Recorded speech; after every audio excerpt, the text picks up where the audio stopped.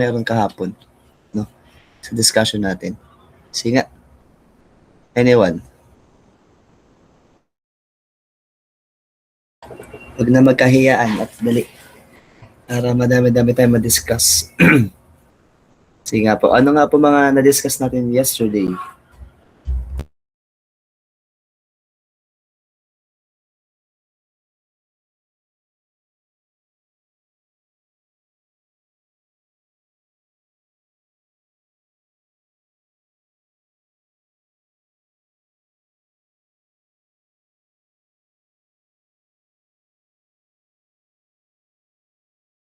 Hi class. Sige. Dali. Before tayo mag-start, no?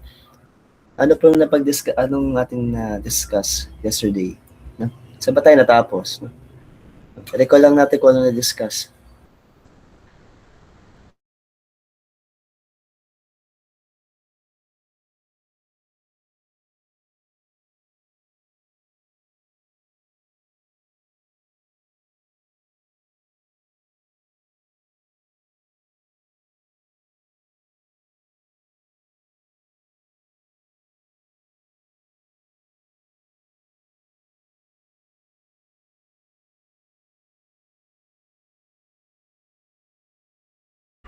Wala ba tayo na-discuss kahapon? Wala bang gusto mag-share ng ating na-discuss kahapon?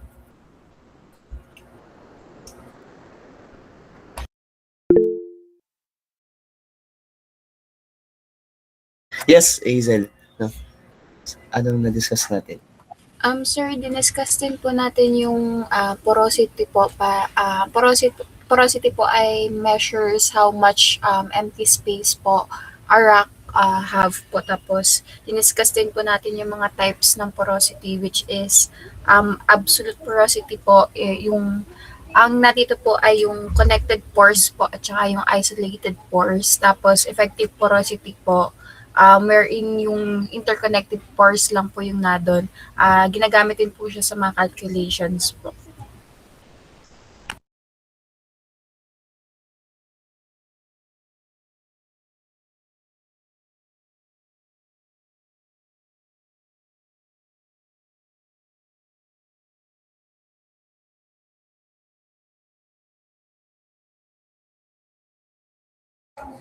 Okay, thank you. So may dadagdag pa ba?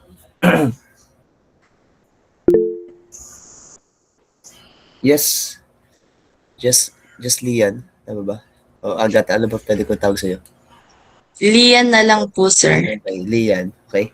Go Lian. So, we tackled din po yesterday about the static reservoir properties which do not change with time and can be obtained from core samples, well logs, seismic data, and the examples po are porosity, permeability, and can be rock structure. Then we have also recalled po the dynamic reservoir properties which can change with time, especially during production, and can be obtained from production data while testing. And the examples can be reservoir pressure and fluid saturation. Excuse me. Okay. Thank you. How about the na-discuss ba natin yung sa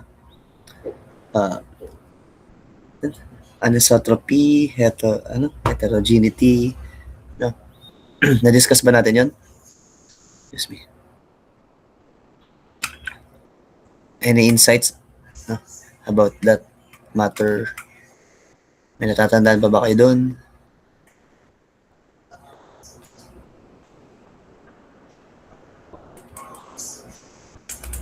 Heterogeneity and anisotropy.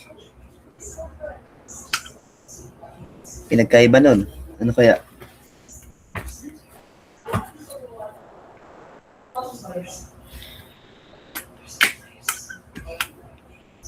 Anong pagkakatanda?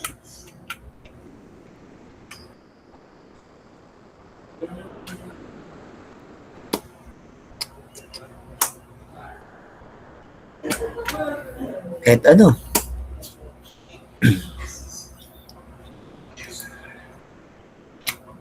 Kahit yung definition lang ng heterogeneity or nung anisotropy.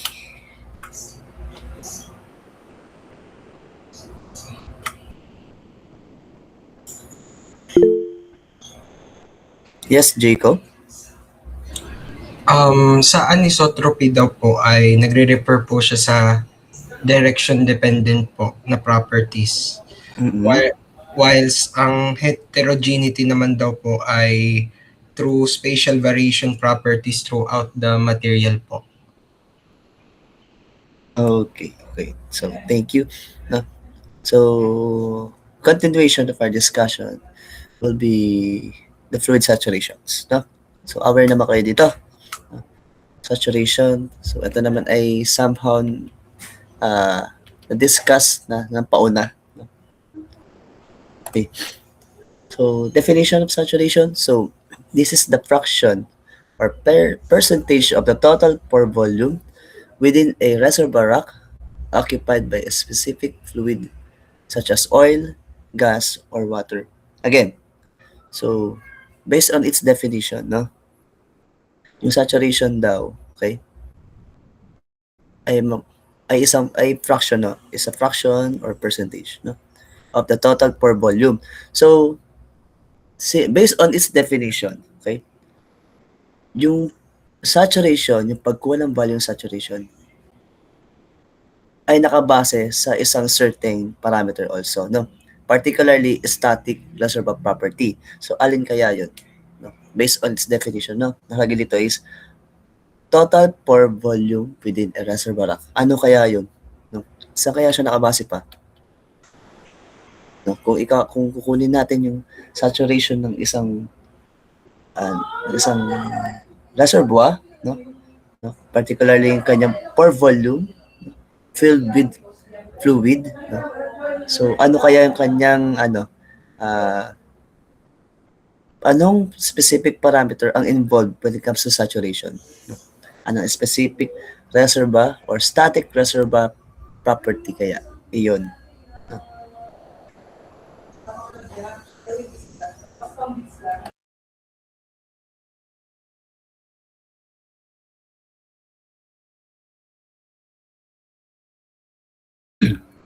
Any idea? No? Based sa definition, the total pore volume, no, within a reservoir. Ano kaya yun? Yes? Zen? Try lang Sige, go lang. po ba? Ano? Again? Porosity po ba, sir? Yes. So, porosity. What exactly porosity? No? What particular porosity?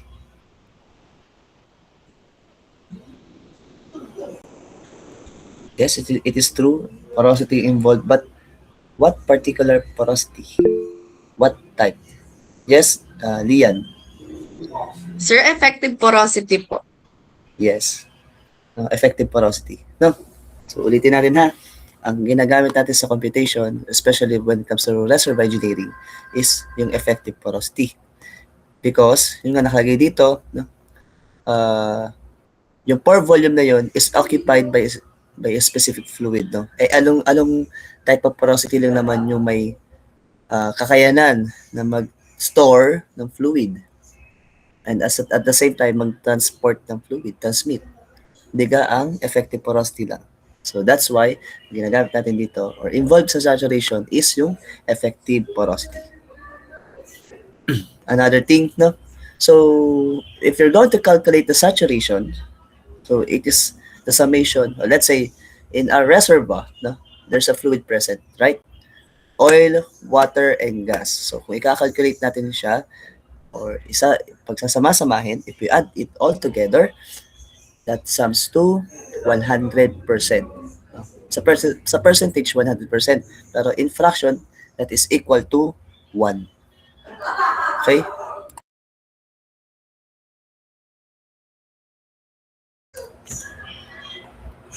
Next. Okay.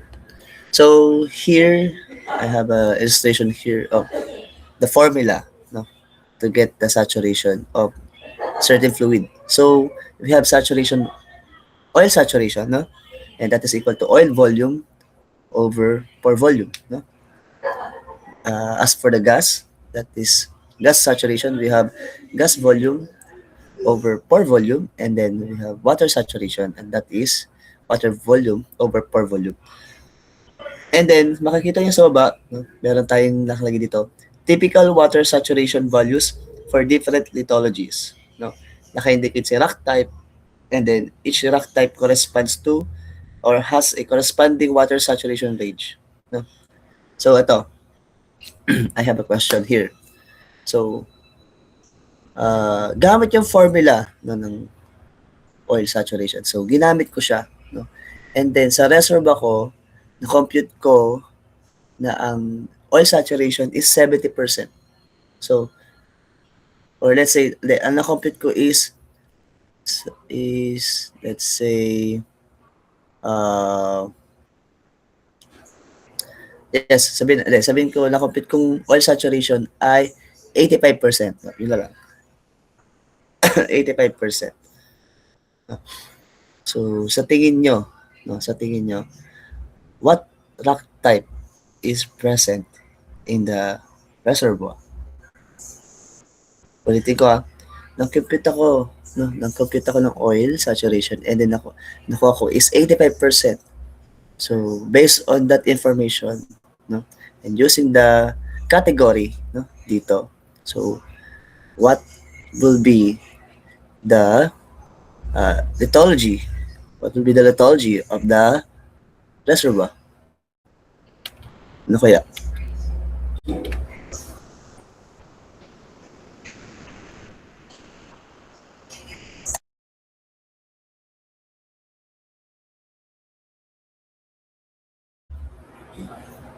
Ulitin ko, no? May reservoir tayo. Then sa reservoir na yun, merong fluid na present, no? Oil and water. So nag-compute ako ng oil saturation, and I found out that the reservoir has a 85% oil saturation. So what will be the lithology of the reservoir? Pinataas na kami. Wait lang Yes, Zen. Wait lang, wag mo na ikaw. No, try natin muna iba. No? Si Ian. Ian muna. Ilang po, sir. Parang clean sandstone po. Clean sandstone. How come how do you say that clean sandstone yung lithology? Kasi if 85% po yung oil, ay tumama po yung 15% sa clean sandstone, yun po yung water saturation. If yung reservoir po ay merong oil at water na ano. Paano mo na-compute yung water saturation niya? Ang magiging total po ata ng saturation nun ay 1. Kaya po nag-minus lang po ng 85%. Okay. Exactly. No? So, sa saturation, di ba? So, pag pinagsama mo lahat ng fluid na involved, na present, that is equal to 1. Tama? Or 100%. So, in our case here, no, meron tayong 85% na oil saturation. And then, to compute for the fluid present of the water, di ba? So, we just simply subtract 85 from 100. And that is 15%. Okay. So now you have the 15% water saturation, and based on this category or in these ranges, rock type, no, it falls to clean sandstone and also to limestone. No? Maalin man doon. But anyway, no. So ganyan lang naman yung pag-compute or pag-analyze ng mga values natin, no. Hindi lang basta compute. No, hindi, madali lang ang compute, no? Kasi may mga formula naman. But dito, ang kailangan unawain is saan mo ba gagamitin yung nakuha mong value? No? Para saan yan? And paano mo siya i-interpret? Okay? So, thank you. At next. Okay. Yesterday, no, na-discuss naman na nito that saturation changes during production. So, paano nga ulit pala? Nag-change. Paano nga ulit pala nagbabago ang saturation? Di ba sabi nga natin, ang saturation is a dynamic reservoir property. So, paano nga ba nagbabago ang saturation during production? I-recall lang natin.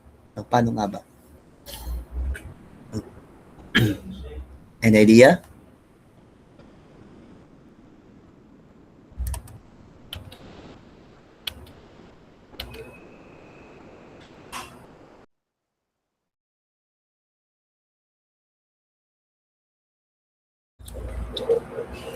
Ito ba si Miss Lian ay nakataas ba? Nasagot ka ba? Okay. Okay. Zen, how about you? You have answer for this question? Meron po. Ang saturation po ay nagbabago since yung present po, yung fluid na present dun sa reservoir ay nababawasan. So, since lagi nga pong nag-equate sa 1 ang fluid saturation, since tapos nagpo-produce po tayo ng oil, nababawasan po yung oil, tapos nadadagdagan po yung water saturation. Okay, thank you. So, yan. Sa case niya, sa example na sinabi ni Zen, na during production, no, nag-extract tayo ng oil, nababawasan yung oil, so therefore, nababawasan yung oil saturation. Tama. However, the saturation of other fluids, let's say water, increases, no, despite of the extraction of oil, no, dun sa reservoir. Yan, yun lang naman yun, no? Yun ang mga basic principles dito sa ating saturation. So we have different terminologies when it comes to saturation, and one of those are connate water. No? Pag sinabi connate water or irreducible water, it pertains to the minimum water saturation. At the same time, this water saturation is immobile. Ibig sabihin, pag sinabing immobile, ayun ay hindi na po gumagalaw. No? Hindi na siya nagfo-flow kung ano man. No? Bakit? Bakit hindi siya nagfo-flow? Dahil because it adheres, no? Nakadikit na sa rock grains. No? Nakadikit siya sa rock grains, and from that, it cannot be displaced by oil or gas production. No? Kahit yung oil, kahit tutulak siya ng oil, hindi na siya matutulak or ng gas na present doon. Okay? So that's why, again, pag sinabing connate or irreducible water, yun ay yung mga water na hindi na matatanggal sa reservoir. Nakadikit na talaga. No? Kumbaga, pag nag-produce ka, no, and then nakita mo na may water saturation pa rin, pero hindi na babawasan yung water saturation, or yun nga, hindi ka nakapag-produce ng water, ibig sabihin nun is immobile na yung water, or yung water saturation na nasa loob ng reservoir is connate water. Ayun, yun lang naman yung definition nun. Okay.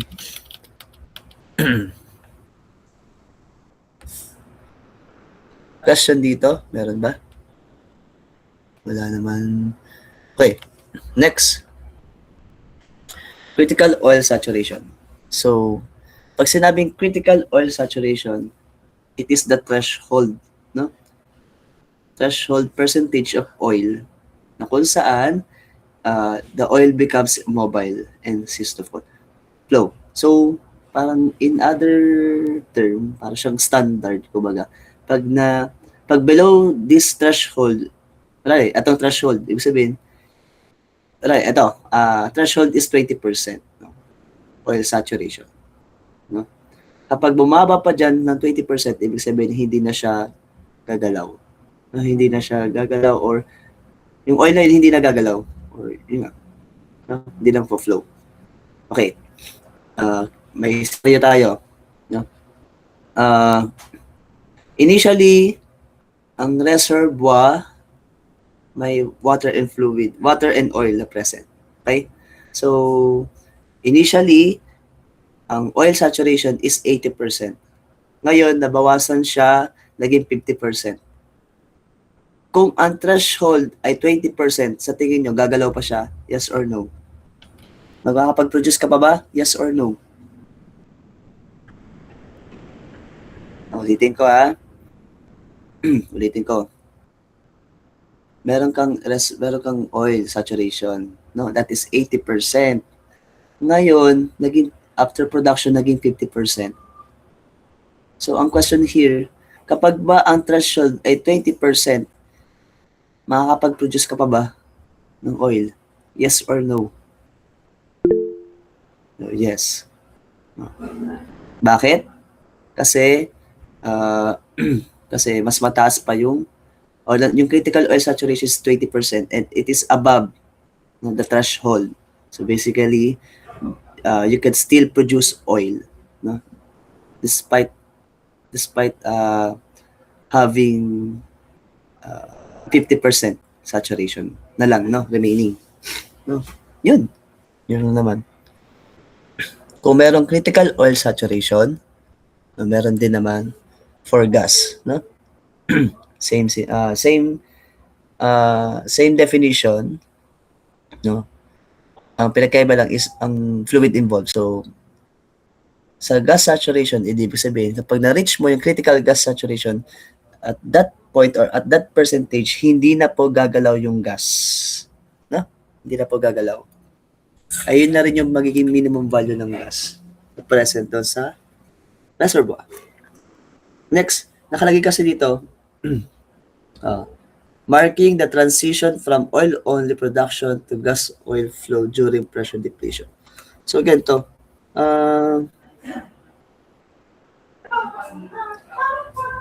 Kapag, halimbawa, ang present sa reservoir is fluid, gas, and oil, and water. Gas, oil, and water. So, yung gas, despite of having a gas, gas present, no? Gas saturation, hindi na may possible na hindi gumalaw yung gas kung ito ay na-reach niya yung critical gas saturation or under the gas saturation. However, magsisimulang gumalaw yan, no, kapag ang saturation ay tumaas. No? Tumaas ang gas saturation. No? Ang tanong, kailan ba nataas ang saturation ng isang fluid? Yun, ulitin ko ha. Diba? Halimbawa, may oil, water, and gas. No? Kailan ba, halimbawa, kung ang goal mo, ang gas saturation ay tumaas, ano dapat mangyari? Ano ba dapat ang scenario na dapat mangyari?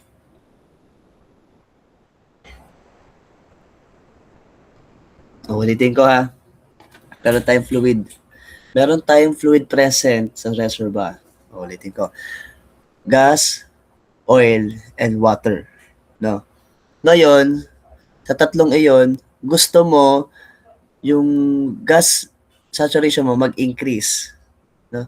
To the point na maging mas mataas to sa critical gas saturation. So, paano mo gawin yun? Yes, magbabawas ka ng oil and water. Yun. So, to the point na para magsimulang mag-flow ang iyong gas. Nagigets ba yung logic? So, napaka-importante din, no? Hindi lang about permeability to, no? Kung gusto mo mag-flow, hindi lang about permeability, no? Kailangan dapat kino-consider mo rin ang saturation. Excuse me. Sorry. Okay?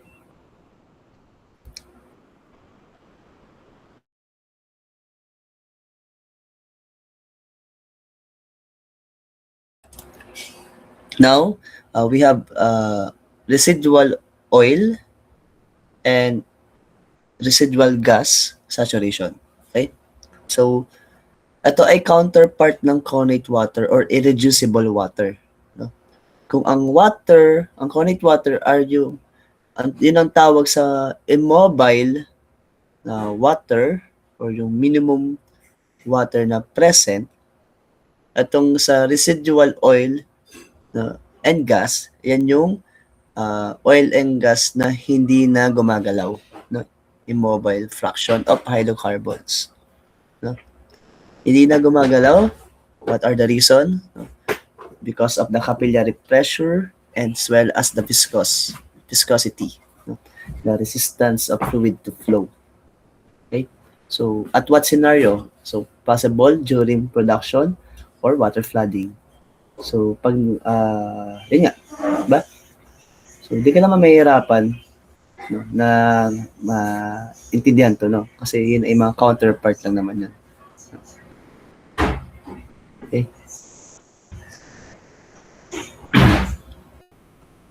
Okay. So, itong question. Kapag ba,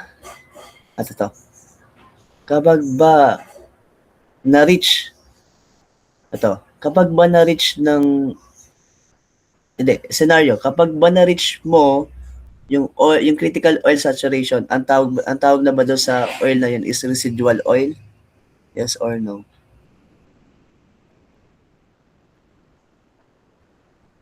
Ulitin ko. May reservoir tayo, no? May laman na tubig at langis, no? So yung nag-extract ka to the point na na-reach mo yung critical oil saturation. So anong tawag mo sa natirang oil doon?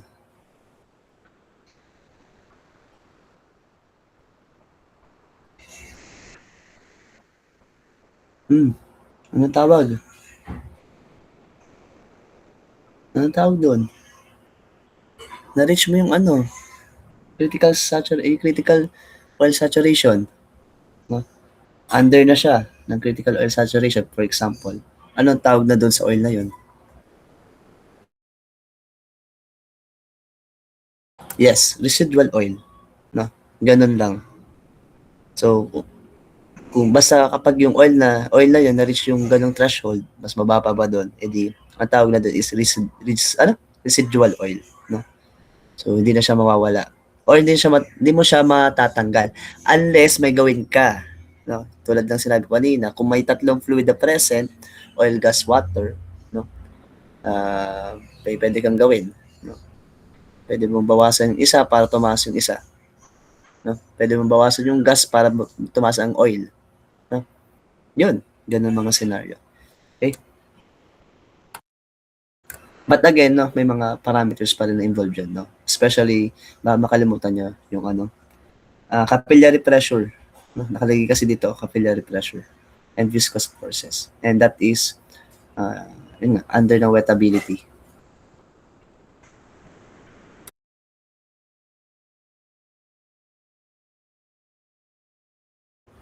So overall, no, napakalaking epekto, napakalaking impact. Napakalaki ng impact ng saturation when it comes to recoverable of hydrocarbon, no?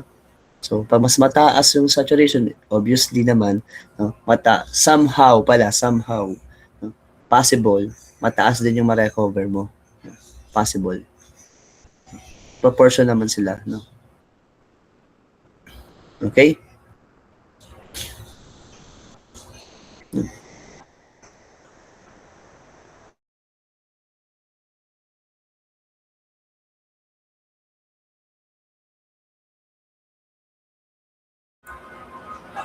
Wettability. So, wettability, okay, ito na medyo nagkaroon tayo ng introduction nito, no? So,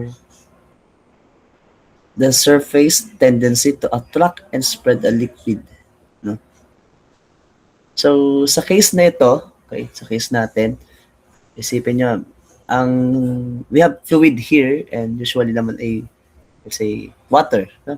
And then, yung water na yon nakadikit sa isang solid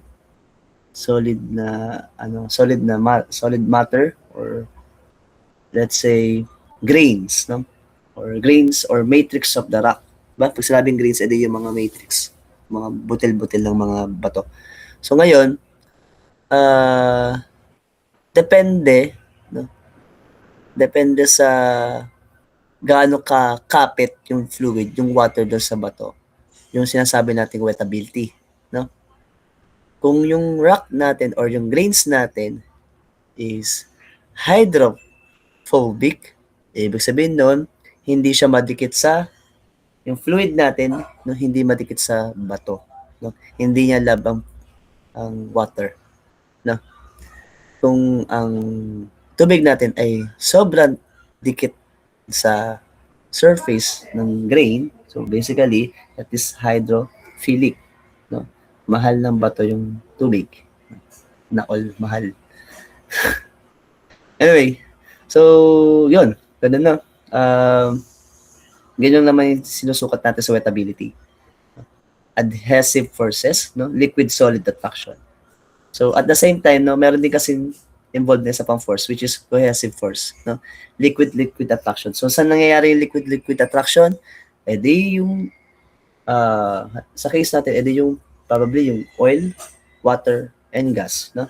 Those are liquid naman, no? Liquid attraction. Okay, dito. So, under this wettability, no, we have at least 3 classification, no? Water wet, oil wet, and mixed wet system. So, mag-focus na lang tayo dito sa dalawa, no? Water wet and oil wet.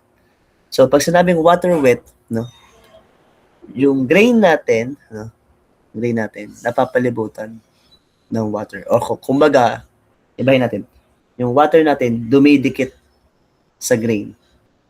Mas dikit siya sa grain. No? Yun ang water wet. Okay? Meanwhile, yun nga. Yung sa oil wet naman, ang dumidikit sa grain ay yung oil. No? Hydrocarbon. Okay, yun lang naman yung dapat yung tandaan dyan. No? Water wet and oil wet. So, eto. Okay. Meron yung sa mixed wet, edi yun yung pinagsamang water wet and oil wet. No? Okay. Balik muna tayo dito. So, kapag kasi ang present is water wet, no? The wettability mo is water wet, ang water ay madikit sa bato, no? Di ba ganun yun, no? Ang water ay madikit sa bato. So, possible na mahihirapan si water na mag-flow. No? Mahirapan siya mag-flow kasi madikit sa bato. So, kung, yun nga, no? And then, sa oil naman, no? Kung siya ay oil wet, okay, possible naman na mahirapan mag-flow si oil sa oil kasi, yun nga, madikit siya sa bato.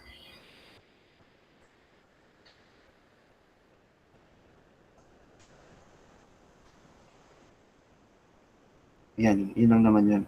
Okay. Ito, meron ng example dito. Maganda to. Yan. So, sa image na to, kung makikita yung letter A, no, sa scenario na yan, that is water wet. No, we have a water wet system here sa A. Kung mapapansin nyo dito. So, sa pinakauna, may water. May oil pala sa loob ng grain. No? And then, though may oil, kung mapapansin nyo, yung water, napapalibutan niya yung, yung water, napapalibutan niya yung grains, no? Yan nga, water wet, di ba? So, kapag ngayon, let's say, nag-inject ka ng tubig sa grain na yon, sa rock na yon, ang nangyayari is, dahil mahal ng bato yung tubig, no? Madali lang i-push ng tubig yung oil, no? Parang kumbaga, mas i-absorb ng grains yung water and then aalisin niya yung oil na present doon. Ipupush lang niya. So, kung obserbahan niyo yung una, edi yun nga, papasok ang tubig. Habang pumapasok ang tubig sa pangalawa, edi unti-unti na nag-move din yung oil, di ba? Hanggang pagdating sa pangatlo, yun, na-move na yung oil, na-displace na, may natirang konting langis, pero okay lang yun. No? Still, you recover some amount, no, of oil dun sa pores na yun. Okay? Next, letter B. So, sa B na to, Okay? Sa case na to, we have oil-wet rock. Okay? Oil-wet rock. So, anong meron dito sa oil-wet rock? Wait lang.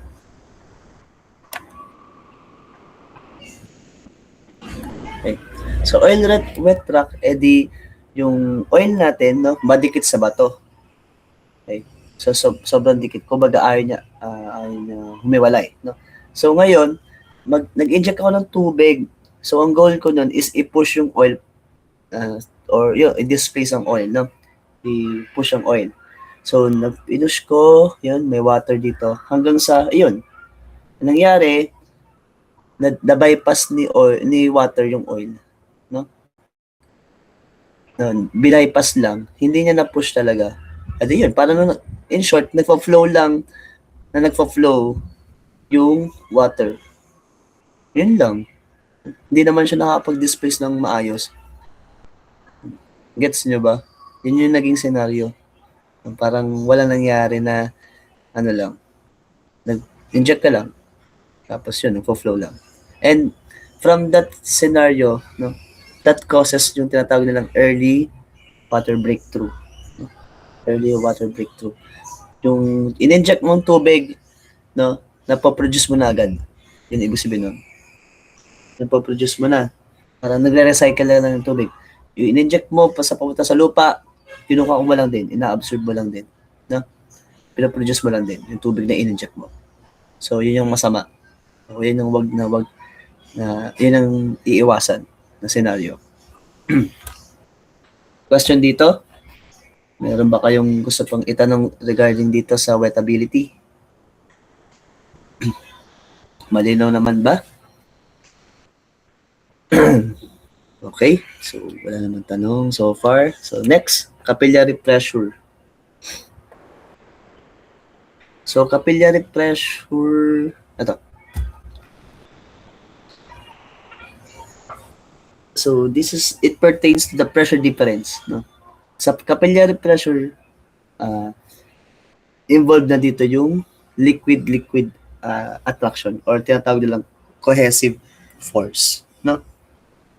So, yung oil and water. Let's say yung oil and water. Yung oil and water nasa pores, no? Interconnected pores. Okay? So, since nga due to capillary pressure, kaya sila ay nandun lang sa space na yon, no? Nag-i-stay sila doon. Okay? Nag-i-stay. And then, ang maganda dito sa capillary pressure, meron tayong tinatawag na surface tension. No? Surface tension na kung saan,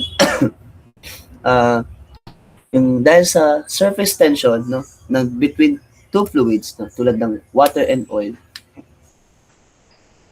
napupush natin or yun nga, kaya i-lift ng isang liquid yung isa pang liquid, no. Halimbawa, meron tayong straw, no, may straw tayo. Yung straw natin may lamang dalawang fluid. Sabihin natin may lamang tubig tas may lamang ano ba? Tubig soft drinks, 'yon. So let's say maganda yung surface tension nila na hindi sila naghahalo. Ganun, sabihin natin ganun. So basically, kung hindi naghahalo yung sabihin natin langis din, no? Mantika tas tubig. Yung mantika sobrang lapot, sabihin natin ganun. Tapos may tubig tayo. So ngayon, since hindi naman naghahalo at yung tubig at langis as well as yung surface tension nila, no, maganda yung pagkakalatag. No? Kapag ipupush ng tubig yung langis, mapupush talaga. No? Walang matitira. Parang ganun, mapupush talaga.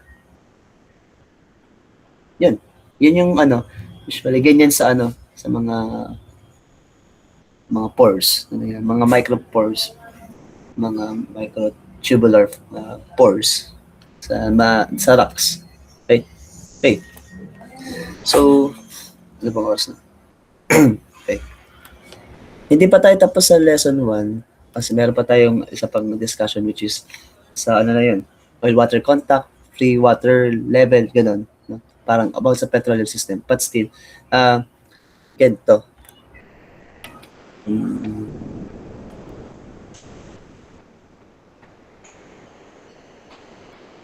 Di ba may pinost ako last time, or yesterday, na file. Nasubukan niyo ba buksan yun? Excuse me.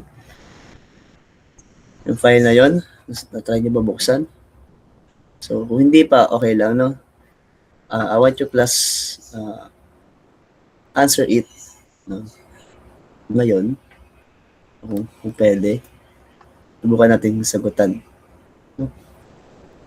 Just to assess kung ano ba natutunan nyo or kung may natutunan ba kayo. No?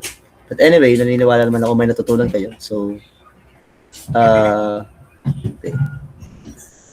Volunteer, as usual, volunteer lang naman. No? So, can anyone explain or give their insights regarding to this question? So, yun, let's start. So, under the porosity and permeability. So, question number 1. If you have two rocks, okay, having the same porosity, and yung, let's say yung first one, the first rock produces oil at much higher rate than the other one, what property might explain this difference? Ano kaya yun? Ano sa tingin nyo yung parameter na involved, no? Making the first rock, no, produce more oil? Yes, Jacob. Para sa akin po, ang parameter pong tinutukoy po ay permeability. Since permeability po yung nagre-refer po sa flow capacity po ng rock, while yung porosity naman po in storage.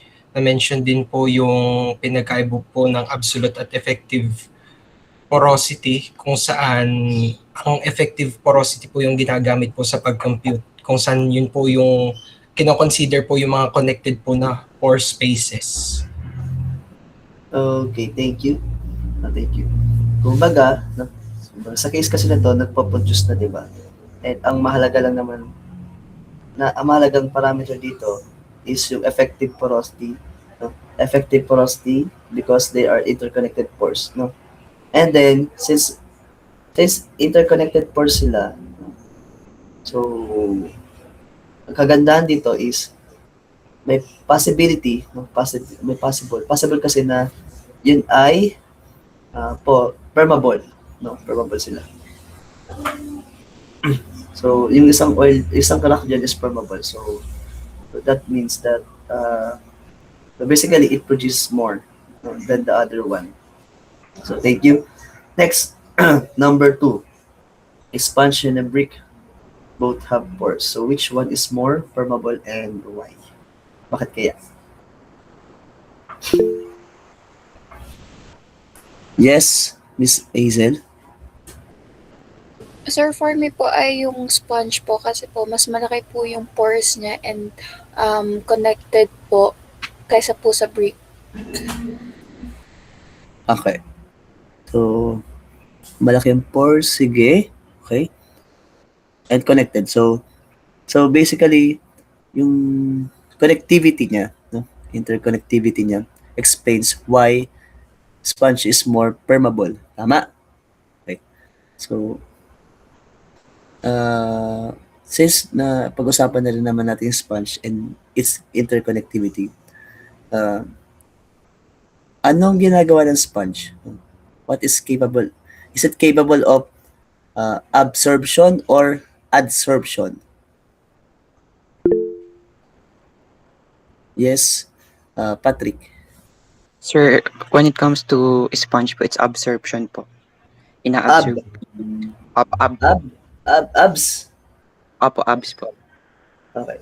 So absorption. So could you please define, no, that, or give the difference between absorption and adsorption? Okay po. So, bali po, ang absorption po mismo, ina-absorb po niya yung mismong fluid. Tapos, parang ang pinakang basic, yung real life example po niya is yung sa sponge po, yung panghugas ng plato po. Then when it comes to when it comes to adsorption naman po, ito po yung parang sinasala lang po niya yung ano po, yung mga metals and such po. Yung fluid po I can pass through po dun mismo sa pores po. While yung sa absorption po, parang may stored po dun yung mismong fluid like that. Okay. So, okay. Thank you. Sa akin, pag sinabi kasi adsorption, addition, absorption, yung fluid, no, nakastore lang siya sa surface area ng material na yan. Surface area. Hindi naman siya nagpapass through eh. Yun, yung ba yung tinutukoy, mag-pass through. Kasi hindi siya nagpapass through. Na-adsorb siya, no? Nandun lang siya sa mga tiny pores ng surface area. No? Yun ang sa adsorption. Okay? When it comes to absorption, literal na nagpapass through siya sa mga interconnected pores na. No? Okay. Thank you. Now, let's proceed to the next question. So, about sa fluid saturation. So, if a rock pore space contains fluids such as oil, water, and gas, no? What must be true about their total saturation? No? Ano kaya meron doon? Yes, Zen. Ano po, kung ang isang pore space po ay nagko-contain ng oil, water, at gas, lagi pong magto-total sa 1 ang kanilang fluid saturation regardless po kung may mabawas man or may madagdag. At saka po, kapag yun nga po, in terms of pagbabawas ng, kunwari po, nagbawas nga po tayo ng gas at saka po ng oil. So, lalaki po yung water saturation and ganun din po yung mangyayari kapag ibang components po yung binawas natin. Basta regardless po kung ano pong mangyari dun sa pore space, lagi po siya dapat mag-i-equal sa 1. Thank you, no? Exactly. Tama yung sagot niya. Yun yung, parang sabihin, universal truth. Okay, thank you. Nagets niyo ba? Naintindihan niyo naman, no? So, no need to explain it further. Number 4, no? Does the presence of oil in a pore, no? Or pores, no? Automatically mean the oil can flow? Yes or no? And why? Explain why. Sa tingin nyo, automatic ba? Kapag may oil doon sa reservoir, magpa-flow na yon? Yes or no?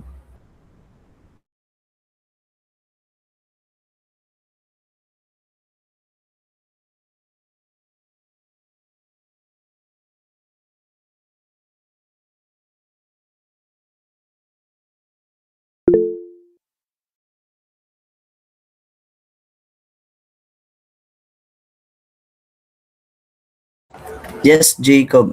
Si Jacob, alam, di ba naba mo pa ang kamay mo? Jacob unang tumas eh. Hello, Jacob. Para po sa akin po, sir, I know. Since na-mention nga po earlier po yung pinagkaiba po ng absolute and effective porosity. Pwede po na porous po siya pero hindi naman po siya interconnected po sa matrix ng iba pong pores. Kaya posible po hindi po gumalaw po yung oil na stored po dun sa mga ganong pores.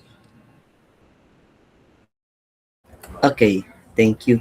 No, so yung ano mo dyan is, ang justification mo is about sa interconnected pores or, yun nga, permeability, tama? Permeability. So, yan. Baka, yes, meron pang isa. Yes, Zen? Ano po, yung sa akin naman po ay about wettability po at saka po yung diniscuss kanina na critical threshold. Kasi if ever man po na bumaba po sa certain threshold yung oil, ibig sabihin po kahit ano pong gawin natin, not unless mag-inject po tayo ng surfactant or kung ano man po ay hindi po siya magfo-flow out dun sa reservoir. Tsaka po, dun po sa wettability, kapag po oil wet yung rock, ibig sabihin po ay hindi rin po talaga siya agad magpo-flow kahit po may presence ng oil dun sa reservoir. Thank you. Okay, okay. So, sa context mo, Zen, no, pinanggit niya is wettability, yung oil wet, and then yung sa critical saturation, no, yung threshold. Okay. No, pwede din yun. Okay, pwede din yun. May nag-raise pa ng hand. Miss Hazel. No? Meron ka bang i-share pa? Sir, halos parehas lang po dun sa kanila. Okay, sige. Thank you. So, yun, no?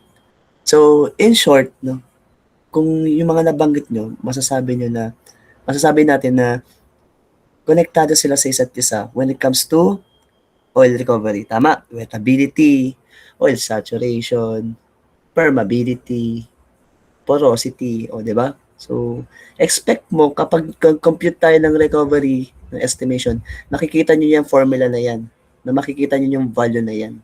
Okay? No? Kaya kahit alam nyo sa class, madali nyo lang matatandaan yung formula, basta gets nyo yung mga parameter na involved. So, kaya nga ito pala ngayon, inaaral na natin, no, ano yung mga involved na parameter para sa recovery. Ayan, ito na yun, no, dinidiscuss na natin. No? So, tuloy nyo lang gantong discussion, no? Tuloy nyo lang tong gantong aral, and mas madali nyo matututunan yung pang midterms. I mean, no, after midterm na discussion, no, material balance. Okay. So, yun. Okay din palang gantong discussion para nare-recall kayo. Thank you. Next, yun, number 5. Why might water remain in reservoir even after oil migration? Bakit kaya, sige. Wait lang ha. Bakit kaya yung tubig, may natitirang tubig sa reservoir kahit na mag-produce tayo or magkaroon ng oil migration? Ano kaya dahilan? Yes, Lian. No, Lian nga, di ba? Yes po, sir. Lian. So, for me naman po, siguro, for my take po, karamihan po kasi sa reservoir rocks ay water wet. So, ibig sabihin po, mas kumakapit po yung tubig sa surface ng bato. Kahit pumasok na yung oil po at na-displace ang tubig, bali hindi po lahat ng tubig ay natatanggal. Yung tubig po na may nasa maliliit na pore spaces ay pwede po siyang na-trap and hindi na gumagalaw. So, pwede po siya tawagin na irreducible or connate water saturation. Bali po, may tubig po na naiiwan dahil sa capillary trapping at hindi na po ito kayang itulak palabas po ng oil. Yan, ang galing. So, tama, no? So, yun na yung parang, closest answer. No? Connate water, no? Tawag kasi doon connate water. Hindi na talaga mabumove yun. No? Kahit nakapag-produce ka na ng oil, wala nang hahalong tubig doon sa na-produce mong oil. May dadagdag pa ba? Meron pa bang gustong isama? No? Nabanggit naman din kasi niya capillary pressure. No? Wettability also. Ano pa? May gusto pa bang dagdag? Okay. Wala na. Okay. Thank you. Next. Ito. Medyo technical. Ito related sa chapter 2. Pero tingnan natin kung kaya sagutin. Gas bubbles appear in an oil reservoir but no gas is produced at the surface. No? Ano kaya ang rason? Anong kaya parameter or reservoir property involved dito? Meron ba? Imagine natin ha. Imagine. Meron tayong reservoir and then sa reservoir na yun, merong tatlong fluid na present. Water, oil, and gas. So, nag-produce ako ng hydrocarbon. So, expected ko na na-produce ko is oil na may gas. No? Sa reservoir pa lang yun. Habang inuungkat siya hanggang pataas ang pataas, nawawala na yung gas. Ano nangyari? Parang halos na-deplete yung gas. Ano kaya nangyari? Anong sa tingin niyo naging rason? Bakit kaya?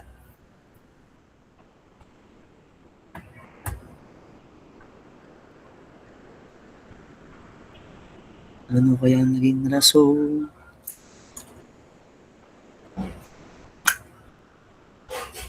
Okay, bigyan ko yung hint.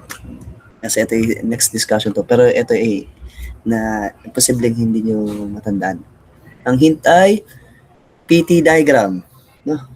PT diagram. Ano meron sa PT diagram? Na konektado dito sa pag-deplete ng gas sa oil. Yes, Zen. Sir, hindi ko lang po sure. Pero baka po may idea po ako Sure kasi natin yan.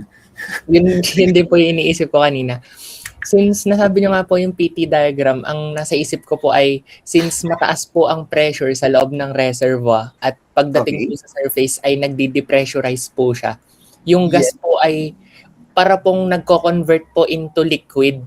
Dahil po, naalala ko din po yung dew point or bubble point pressure po. Yes. Tama. Yun nga po yung nagiging reason kung bakit wala pong gas. Kasi pagdating po dun sa surface, masyado na pong mababa yung pressure niya na nag-liquefy na po yung gas. Ganon.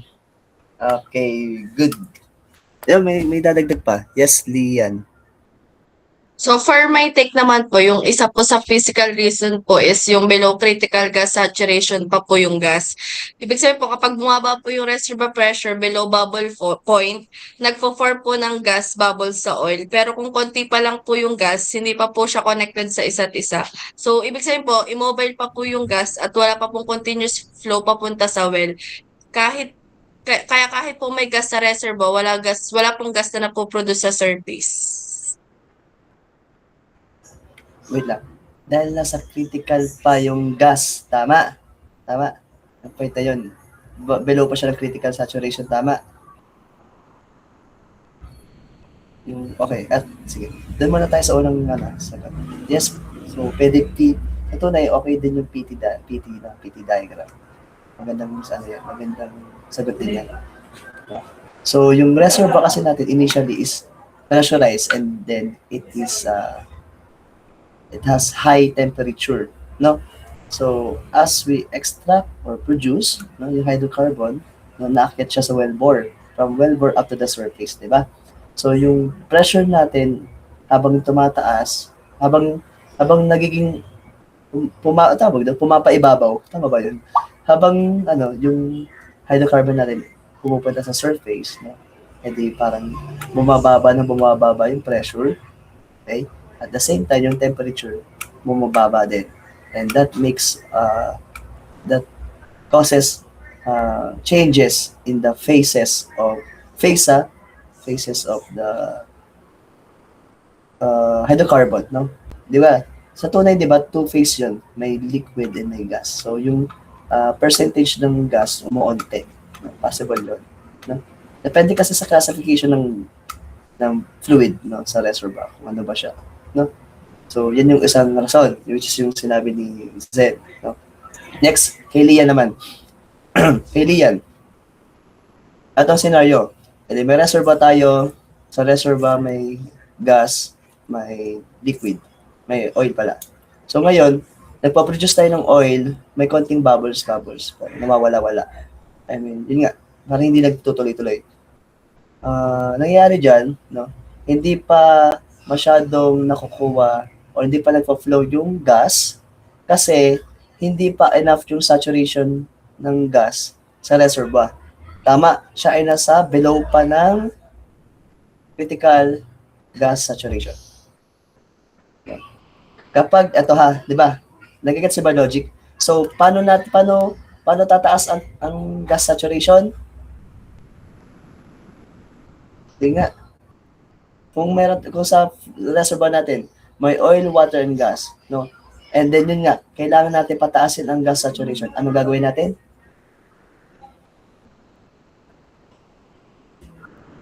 Ala. Ano yun? Yes, ipoproduce mo ang oil or yung water, no? Para tumaas yung saturation ng gas. And then, pag tumaas ang saturation ng gas to the point na nataasan yan yung critical gas saturation, ano mangyayari sa gas? Magsisimulang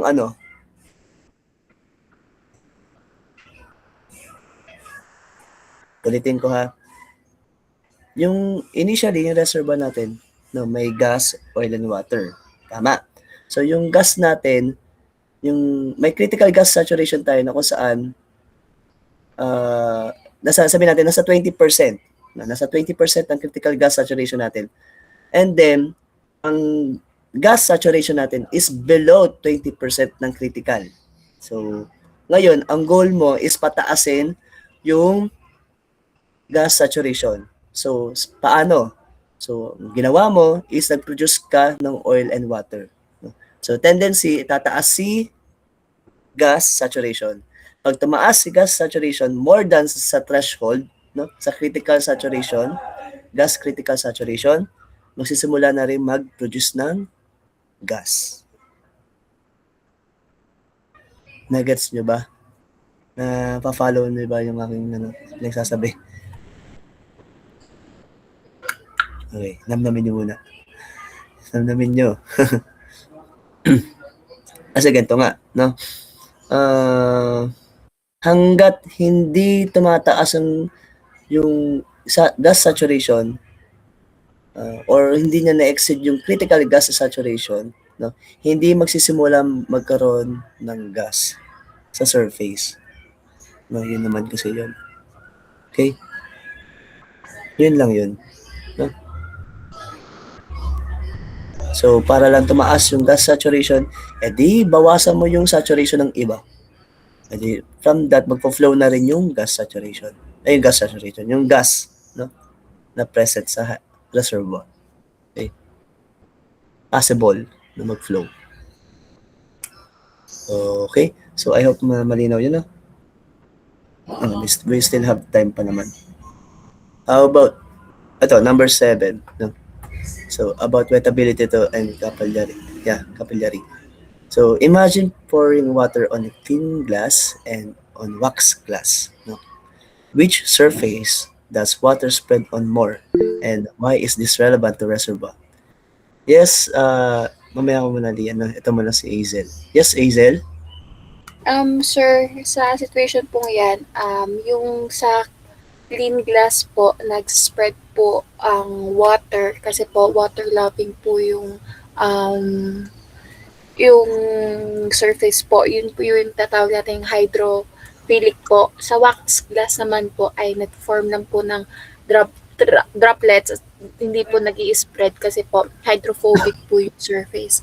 Marirelate ko naman po siya sa reservoir, yung pong sa wettability po, kung water wet or oil wet po yung rock. Sa water wet po ay ina-extract po yung, di ba po ina-extract natin yung oil. So most likely po ang nakadikit sa rock ay water. So mas madali po i-recover yung oil. Kasi po yung oil po ay freely moving po sa reservoir. While naman po sa oil wet, oil po yung nakadikit sa rock. So ang freely moving po ay yung water. Kapag po yung water po yung na-produce natin, ibig po sabihin mababawasan po yung water, mababawasan po yung pressure. So mag-exert pa po tayo ng mga EOR which is costly po sa ating industry po. Okay. So, thank you. Yes, Dian. Ikaw pa. May dalagdag ka ba?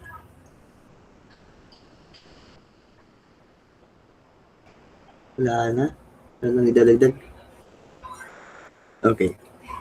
So, ito. Sa unang statement mo muna. So, yung second statement mo, yung about sa, kung i-relate mo to, relevant ito sa reservoir, okay naman, no? Tama naman.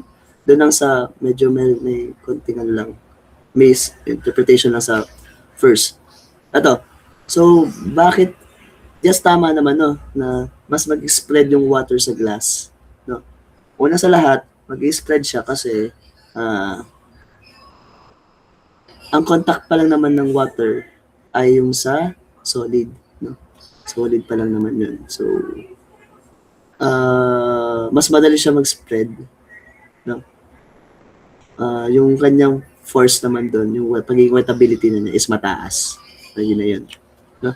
Mataas. Wettability niya. Unlike dito sa wax glass, no? Wax glass. So, yung glass natin already coated by a fluid, no? Yung wax na. So, tendency nun, hindi siya mag-spread masyado, no? Hindi siya mag-spread. And then, yun nga, tama yung pinpoint mo na magkakaroon ng droplets, no? Pag naglagay ka nun, magkakaroon ng droplets. So, anong reason nun? Surface tension, no?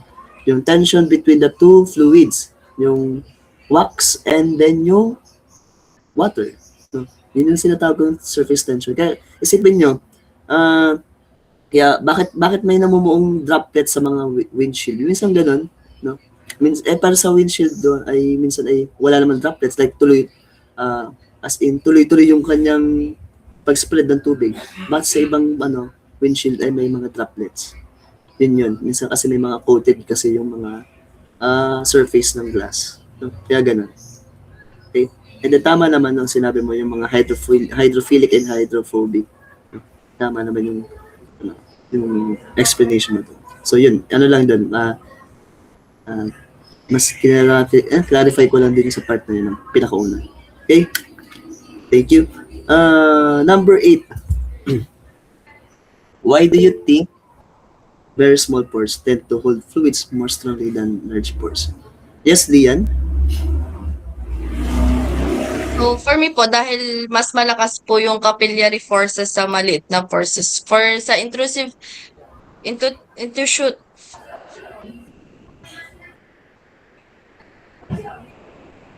Ano na ulit? bali sir, dun po sa sagot ko, mas malakas po yung capillary forces sa maliliit na pores. Then po, mas maliit po ang pore, mas didikit po yung fluid sa rock walls. Mas malakas po yung surface tension effect, and yun nga po, mas mataas po ang capillary pressure. Pero para po siyang, mas mahirap po sipsipin ang tubig sa manipis na straw kaysa po sa malaking straw. Sa relevance naman po sa reservoir, fluid in small pores naman po, mas mahirap i-produce, mas madalas na natatrap. Then, for large pores naman po, mas madaling daanan ng fluids, mas productive. Tama. Yun yan. Good. Yan. Magandang explanation yan. So, napagsama mo yung sa capillary and then capillary. Actually, it's capillary pressure naman to. More on capillary pressure. So, pag mas malaki yung hole, no? Or yung area, no? Hole. Yung mga pores, no? Mas less yung force na need mo para mag-flow yung fluid doon. Unlike sa mga maliit na pores, no? Kailangan mo ng additional forces, no? To allow the fluid to flow, no? Kasi itutulak mo eh, di ba? So, yun na yun. Okay? So, thank you. Well explained naman. Okay. So, atong sa number 9 and 10, so yun ay sa next meeting na natin i-discuss. Kasi yan yung kasunod natin topic na sa oil water level, free water level, yun, oil water contact. No? Yun ay sa petroleum system. Then after nun, magbibigay na ako ng mga sample na pang data na related sa industry. So that matry nyo evaluate, no? Identify nyo kung alin doon yung mga tinutukoy nilang saturation, wettability, yan. Subukan nyo lang. No? Yun. May dadagdag pa ba kayo sa ating na-discuss? May gusto pa ba kayo share? Kung natutunan nyo? May concern ba? Next meeting natin ay, ano ba?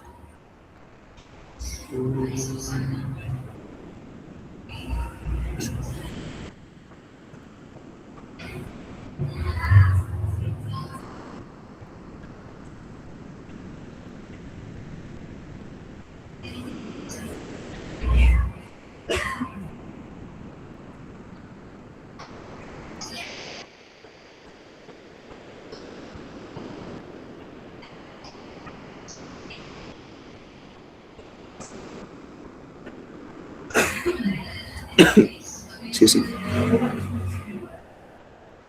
Next meeting ay...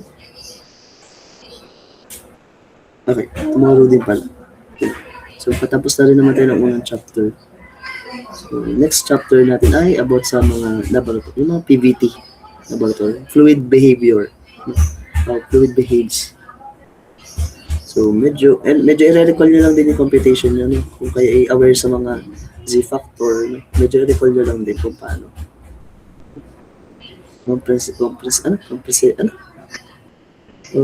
Possibility factor, no?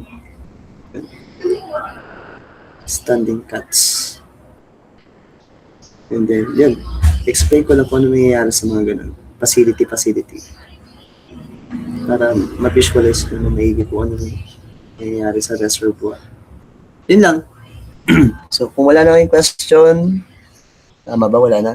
So, dito ko na i-end muna ating discussion. Okay? So, see you tomorrow. Around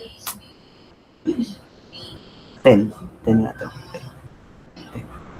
So, thank you. And pwede na po kayo mag-lunch. Tara na mag-lunch. Thank you po, sir.